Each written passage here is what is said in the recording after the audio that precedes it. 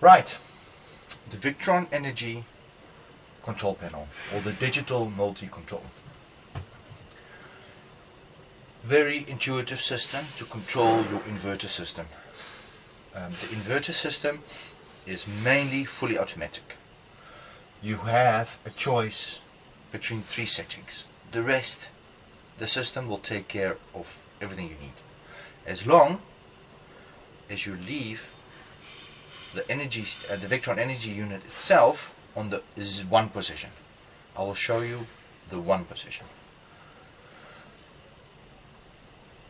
The control panel itself, at the moment it's on charger only. So this button here is all the way to the right, and it shows you at the moment that your mains is on. So you are plugged into 220, you are plugged into the campsite, and it's on a float charge, which shows you that the batteries are reasonably full. It doesn't need a bulk charge or an absorption charge, it only needs a float charge.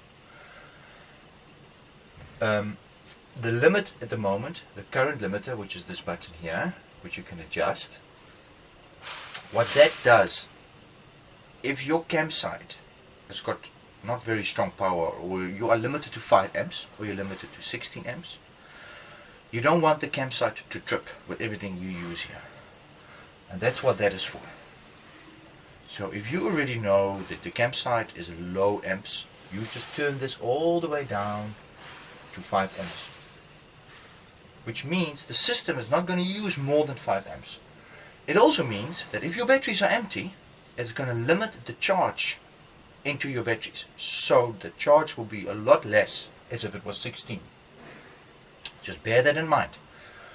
But at least you're not going to trip the campsite. So if you know and you can play with it a bit, if you push it up to 10 and you use some of the equipment inside and the campsite hasn't tripped yet, then you can set it to 10. It will then increase the charge into your batteries as well. So it will take shorter time to charge your batteries. For this purpose, I'm just going to leave it on 16. And on most campsites, between 10 and 16 should be sufficient for you.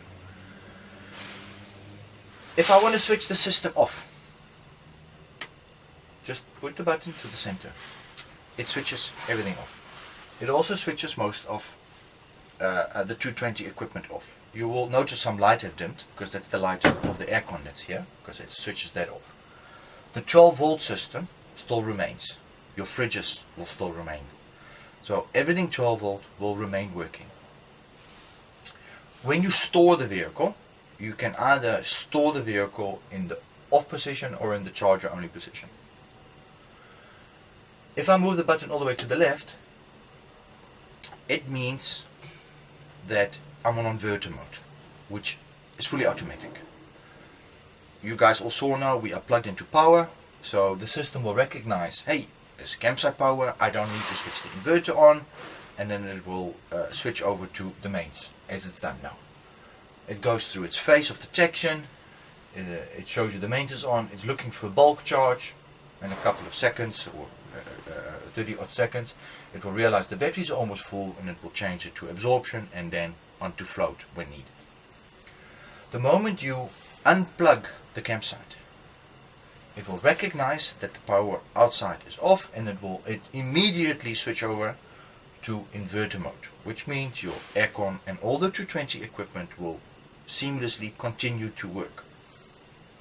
Keeping in mind, of course, that depending on what's on, your batteries are going to drain a lot faster if it's inverter mode, because it's now changing the 12 volt to 220 volt, and it uses a lot of electricity from the batteries to be able to do that.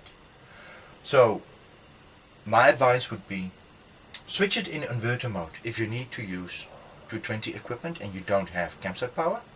Use it as long as you want, battery capacity depending, and then when you're done with it, switch it over to charger only mode.